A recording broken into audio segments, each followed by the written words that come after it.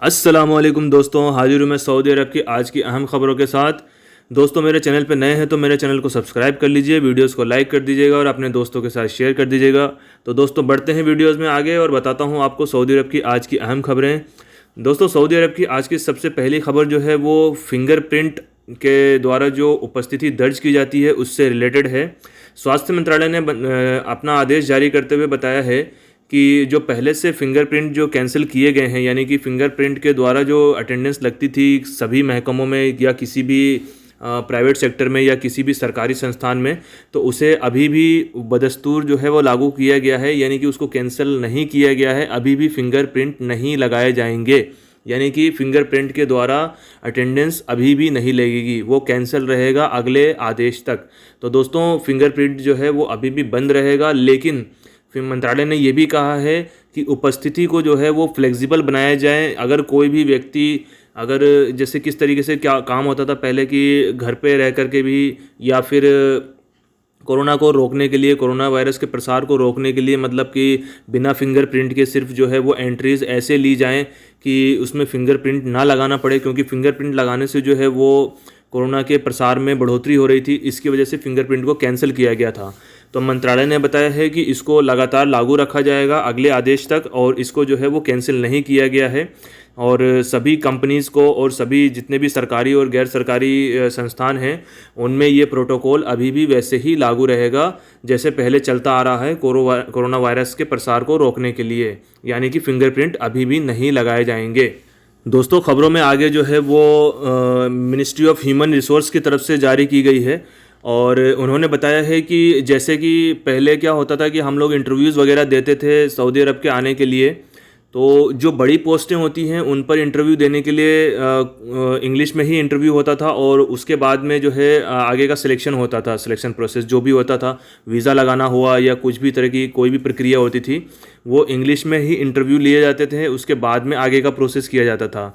लेकिन बहुत सारी कंपनीज़ ऐसी थी जो बिना इंटरव्यू लिए या फिर इंटरव्यू में के नाम पर सिर्फ जो है फॉर्मेलिटीज़ पूरी करते थे और किसी तरह का कोई टेस्ट नहीं लेते थे, किसी तरह का कोई इंग्लिश का कोई नॉलेज होता है नहीं होता किसी बंदे के पास में, तो भी उसे सेलेक्ट कर लिया करते थे और यहाँ पर ला करके उसे काम सिखा देते थे, और उसके बाद में जो है उसका वीज़ा आगे कंटिन्यू हो जाता था, वर्क वीज़ा पे वो कंटिन्यू यहाँ आ जाता था।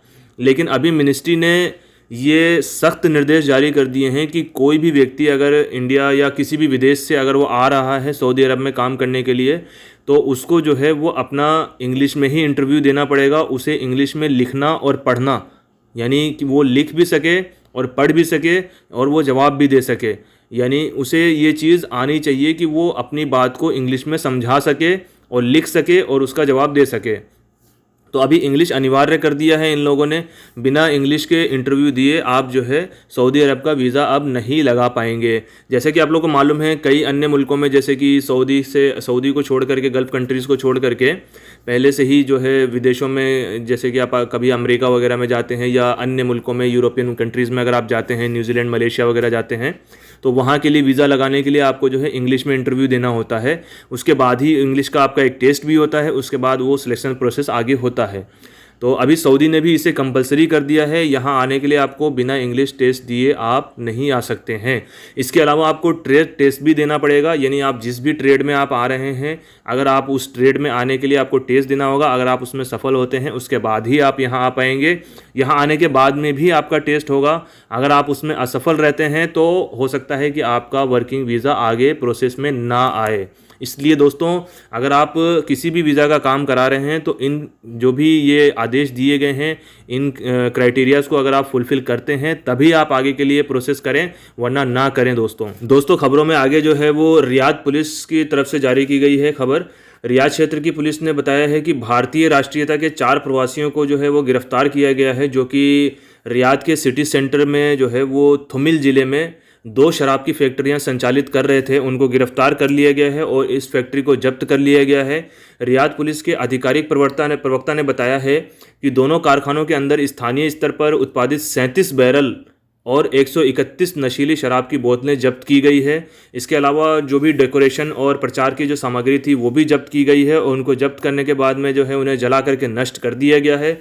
इसके अलावा जो है उन्होंने ये बताया कि प्रतिवादियों के खिलाफ कानूनी प्रक्रियाएं पूरी कर ली गई है और उन्हें गिरफ्तार करके जो है पब्लिक प्रोसिक्यूशन के हवाले कर दिया गया है आगे की जांच प्रक्रिया के लिए, और उनके आगे की जो प्रक्रिया होगी उसके लिए पब्लिक प्रोसिक्यूशन के हवाले कर दिया गया है। दोस्तों अगली खबर जो है वो जद्दा म्युनिसिपैलिटी की तरफ से जारी करते हुए बताया गया है कि आज कोरोना वायरस के प्रसार को रोकने के लिए जो प्रिवेंटिव मेजर्स बताए गए थे उनकी खिलाफ वर्जी के वजह से जो है 99 और फैसिलिटीज़ को, यानी कि शॉपिंग सेंटर्स और दुकानें वकाले वगैरह जो हैं उनको बंद कर दिया गया है, उनको सीजिंग की कार्रवाई की गई है या फिर उनके ऊपर जो है जुर्माने लगाए गए हैं। दोस्तों अगली खबर जो है वो इस्लामिक मामलों के मंत्रालय की तरफ से जारी की गई है। मंत्रालय ने बताया है कि आज जो है वो 6 अलग अलग क्षेत्रों में 8 नमाजियों में कोरोना पाए जाने की वजह से 8 और मस्जिदों को अस्थायी रूप से बंद कर दिया गया है।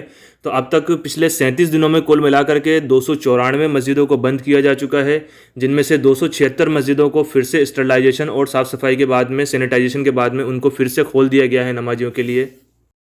दोस्तों खबरों में आगे जो है वो सऊदी अरब के रेल मंत्रालय ने सूचना जारी करते हुए बताया है कि 31 मार्च से जो है वो सऊदी अरब में हाई स्पीड रेल नेटवर्क जो है वो फिर से बहाल कर दिया जाएगा।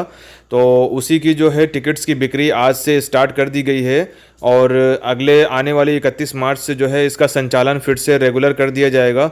जैसा कि आप सभी को मालूम है कि पिछले वर्ष जब कोरोना वायरस का जो प्रसार हो रहा था, बढ़ रहा था बहुत तेज़ी से, तो उसको मद्देनज़र जो है फ़्लाइट्स और रेल नेटवर्क और बसें वगैरह सब कुछ बंद कर दिया गया था। तो उसी के क्रम में जो है वो आज फिर से जो है रेल नेटवर्क को फिर से स्टार्ट कर दिया गया है और इसकी टिकट्स की बिक्री जो है वो आज से स्टार्ट कर दी गई है और हरमैन शरीफैन के बीच में जो रेल नेटवर्क चलता है वो फिर से बहाल कर दिया गया है आज, और 31 मार्च से जो है ये ट्रेनें रेगुलर रूप से जो है अपनी सेवाएं देना प्रारंभ कर देंगे। तो दोस्तों ये थी आज की सऊदी अरब की अहम खबरें। आइए अब जान लेते हैं आखिर में सऊदी अरब की आज की कोरोना रिपोर्ट। तो स्वास्थ्य मंत्रालय की तरफ से जारी की गई आज की कोरोना रिपोर्ट में 354 नए केसेस रिकॉर्ड किए गए हैं। इसके अलावा 204 लोग जो हैं वो रिकवर होकर के अपने घरों को लौट गए हैं। इसके साथ साथ जो है 5 अन्य लोगों की आज जो है वो डेथ हो गई है। अल्लाह ताला इनके परिवार को सब्र जमील अता फरमाए। तो दोस्तों ये थी आज की अहम खबरें। दोस्तों मेरे चैनल पे नए हैं तो मेरे चैनल को सब्सक्राइब जरूर कर लीजिएगा। प्लीज़ दोस्तों सब्सक्राइब कर दीजिए और वीडियोस को लाइक कर दीजिएगा, अपने दोस्तों के साथ शेयर कर दीजिएगा। तो दोस्तों आज के लिए बस इतना ही, मिलते हैं कल फिर एक नई वीडियोज़ में। तब तक के लिए अल्लाह हाफिज़।